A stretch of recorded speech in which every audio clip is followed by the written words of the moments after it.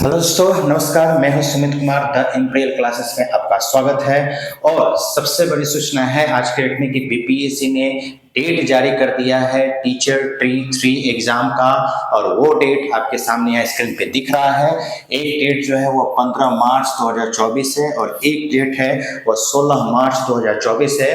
तो सबसे बड़ी बात यह है कि आपको इसकी सूचना मिल चुकी होगी, लेकिन डेट से ज्यादा इंपॉर्टेंट आज मैं बात करने वाला हूं कि स्ट्रेटजी क्या होना चाहिए, कैसे इस मात्र 14 से 15 दिन में हम तैयारी करें। और उस तैयारी में भी सबसे ज्यादा रिवीजन की बात आती है कि रिवीजन आखिर कैसे करें, क्या तरीका होना चाहिए। तो उससे पहले थोड़ा सा एक दो चीज हम लोग यहाँ पे बात कर लेते हैं कि एग्जाम डेट क्या है। तो एग्जाम डेट आपको यहाँ पे क्लियर है कि 15 मार्च को क्लास 1 to 5 और 6 to 8 का एग्जाम होने वाला है और 16 मार्च को जो है वो क्लास 9 to 10 वाले का एग्जाम होना है। ठीक है।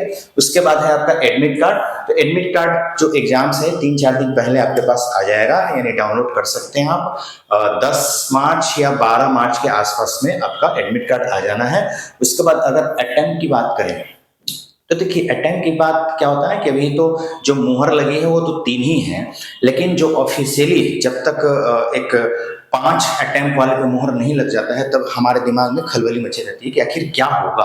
तो अटेम्प्ट का बिल्कुल भी टेंशन मत लीजिए। जब सक्षमता परीक्षा का हो गया है कि इसमें 5 अटेम्प्ट होगा तो इसमें भी 5 अटेम्प्ट लाया जाएगा। तो उसके लिए टेंशन नहीं लेना है। अटेम्प्ट का अभी सोचिए ही नहीं, अभी पूरा का पूरा आपका फोकस होना चाहिए आपकी तैयारी पे। ठीक है। तो अटेम्प्ट का टेंशन नहीं लेना है।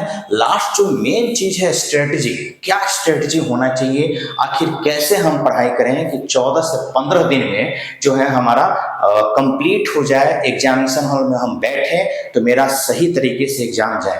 तो सबसे पहले मैं बात बता दूं आपको कि आपने जो भी पढ़ाई किया होगा, कहीं से भी पढ़ाई किया होगा, नोट्स से किया होगा, यूट्यूब चैनल से किया होगा, कहीं से भी पढ़ाई किया होगा, तो कुछ तो दिमाग में ऐसा बात होगा आपका कि भाई ये सब्जेक्ट मैंने इतना पढ़ लिया है। बट होता क्या है कि हम लोग के दिमाग में थोड़ा हलचली मचने लगता है जब एग्जाम का डेट नजदीक आता है। जैसे ही एग्जाम डेट अनाउंस होता है कि लगता है अरे बाप रे, अब क्या होगा, क्या मेरा तैयारी है या नहीं है। मन में ऐसा लगने लगता है कि जितना पढ़े थे सब भूल रहे हैं। तो ये एंग्जाइटी नॉर्मली है, सब में आता है। लेकिन इसके लिए ना आपको पूरा टेंशन नहीं लेना है, आप एकदम नॉर्मल रहिए। ठीक। जब आप नॉर्मल रहिएगा ना तो कुछ और रिवीजन अच्छे से कर पाइएगा, कुछ नया और पढ़ पाइएगा, किसी भी चीज का डिस्कशन अच्छे से कर पाइएगा। तो ध्यान रखना है, पहले अपने आप को नॉर्मल रखना है।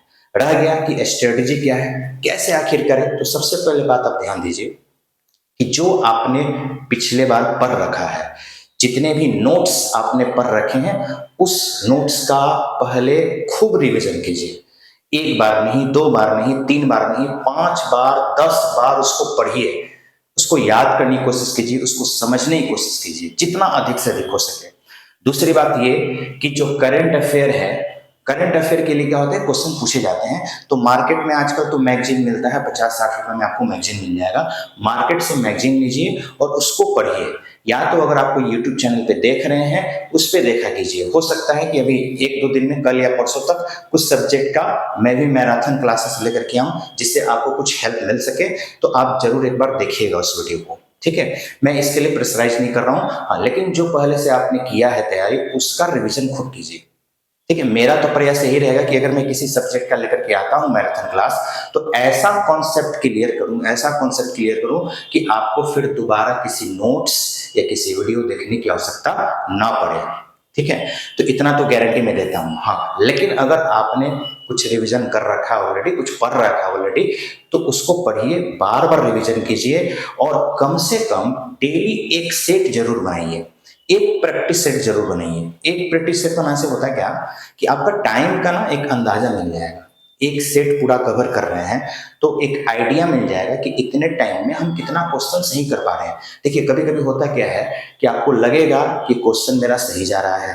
आप YouTube पे अगर कोई चैनल देख रहे हो या YouTube पे क्वेश्चन सॉल्व कर रहे हो तो आपको लगेगा YouTube पे तो सॉल्व हो जा रहा है, लेकिन जैसे ही प्रैक्टिस सेट बनाने जा रहे हैं वहां पे हो ही नहीं रहा है।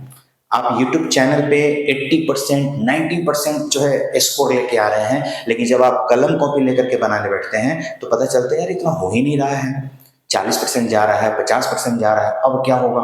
तो देखिए, होता क्या है ना कि यहाँ पे प्रैक्टिस की कमी होती है। ठीक है। जितना आप हैंड रिटन प्रैक्टिस कीजिएगा उतना ही ज्यादा सफलता का चांस बढ़ जाता है। और समय तो बिल्कुल मत गवाइए। ये जो 14 दिन का टारगेट है ना, 14 दिन आपके पास जो समय है, ये 14 दिन जो है यही आपका निर्धारित करेगा। इसमें जो डर गया समझिए कि उसका काम खत्म। एंग्जाइटी को निकालना है। और कैसे निकलेगा? प्रैक्टिस में रहिए, इधर उधर की बातों में बिल्कुल मत रहिए। जितना ज्यादा हो सकता है प्रैक्टिस कीजिए, ठीक है। सब्जेक्ट वाइज मैं कोशिश करूंगा कि वो वीडियो लेकर के आऊं और ऐसा ऐसा टॉपिक मैं आपको बताऊं जो आपके एग्जाम से रिलेटेड हो और प्रबल संभावना हो कि ये क्वेश्चन एग्जाम में आएगा ही आएगा और उससे आपका कॉन्सेप्ट भी रिलेटेड हो।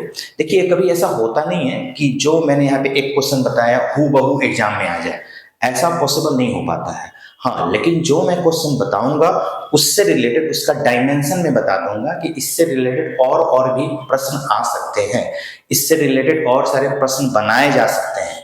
जैसे आप बीपीएससी में आप क्वेश्चन पेपर उठा के देखें प्रीवियस ईयर का, तो क्या गारंटी है कि आप प्रीवियस ईयर में जो बना रहे हैं वही क्वेश्चन आ जाएगा? हाँ, लेकिन एक आइडिया मिल जाता है कि अगर आप प्रीवियस ईयर का क्वेश्चन सॉल्व कर रहे हैं, एक आइडिया मिल जाता है कि अच्छा इस तरीके का क्वेश्चन पूछा जा सकता है। तो अगर पूछा जा सकता है तो उसका डायमेंशन तैयार करना पड़ेगा आपको, उससे रिलेटेड आपको टॉपिक पढ़ना पड़ेगा। तो अगर आप प्रैक्टिस सेट बना रहे हैं, अपना नोट्स पढ़ रहे हैं, कोई यूट्यूब चैनल देख रहे हैं, तो लगातार बने रहिए, है ना। समय बिल्कुल मत गवाइए, यही स्ट्रेटजी है आपका।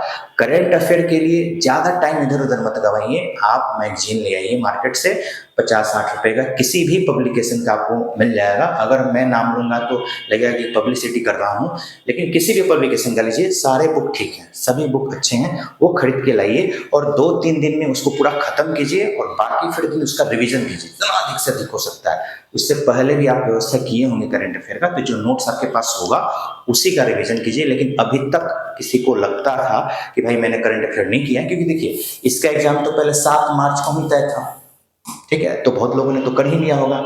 लेकिन ये खुशकिस्मती मनाइए आप अपना कि और 7 दिन आपको मौका मिल गया है।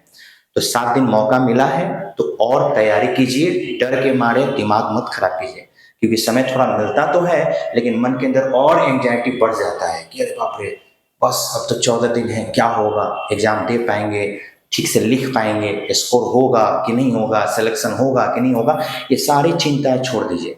जो व्यक्ति ये सारी चिंता छोड़ देगा, बस ये मान के चलेगा कि हमको एग्जाम में बैठना है, परीक्षा देना है, नतीजा कुछ भी हो, पहले हमको एग्जाम देना है। अगर आप इस व्यू से जा रहे हैं ना एग्जामिनेशन हॉल में, तो समझ जाइए कि आपका रिजल्ट होना ही होना है। तो सबसे पहले मन से एंजाइटी निकालिए, एक बेहतर प्लान अपना बनाइए। उस प्लान के तहत जो है आपका अपना प्लान होना चाहिए, मेरे बोलने से नहीं कि 7 से 8 ये पढ़िए, 8 से 9 ये पढ़िए। आप अपना एक रूटीन तैयार कीजिए, क्योंकि आपको आपसे बेहतर कोई नहीं जानता, हम भी नहीं जानते। तो आप अपना एक रूटीन बनाइए, बेहतरीन तरीके से पढ़िए, एक स्ट्रेटजी बनाइए। हाँ, मेरा हेल्प एक ये रहेगा कि मैं विषयवार सब्जेक्ट वाइज जो है मैराथन क्लासेस लेकर के आऊँगा, और उसमें आपको देख करके लगेगा कि आपके काम के लायक है तो आप जरूर देखिएगा। लेकिन मैं अपने हिसाब से तो वही क्वेश्चन लेकर के आऊँगा जो आपके काम के लायक हो, आपके एग्जाम में सहायता करे, आपके एग्जाम के लिए हेल्पफुल हो, वही मैं लेकर के आऊँगा। इसलिए निवेदन है आपसे कि एक स्ट्रेटजी बना करके आप तैयारी करें, क्योंकि समय हमारे पास ज्यादा है नहीं, इधर उधर की बातों में ज्यादा ना रहें, ठीक है। तो मैं जल्द से जल्द प्रयास करता हूं कि आपके लिए एक मैराथन क्लास लेकर के आऊं जो आपके लिए बहुत ही हेल्पफुल हो, ठीक है। फिलहाल के लिए धन्यवाद।